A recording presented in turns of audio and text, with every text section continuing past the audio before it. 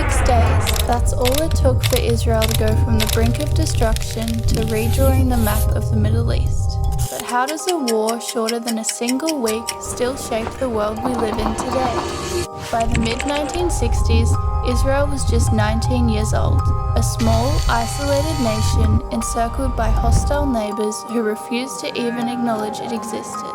And then came one man, Egypt's leader, Gamal Abdel Nasser. He called for Arab unity to wipe Israel off the map, and millions cheered in support of him. But speeches soon turned into action. In May 1967, Nasser expelled UN peacekeepers from the Sinai and blocked Israel's lifeline to the Red Sea.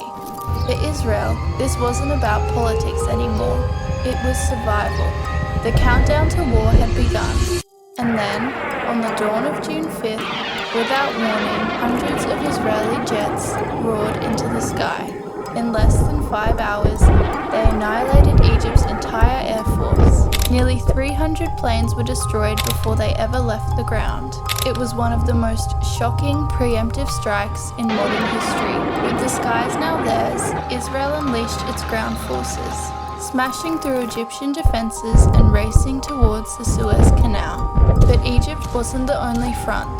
Jordan opened fire on Jerusalem, shelling Israeli neighborhoods. Israel hit back hard. Within days, it captured the West Bank.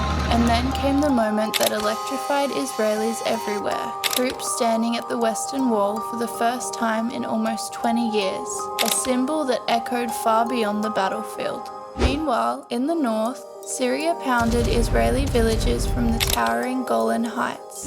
The high ground gave them a deadly advantage, until Israel stormed the cliffs, seizing the heights in brutal fighting. By June 10th, just 6 days after it began, the war was over.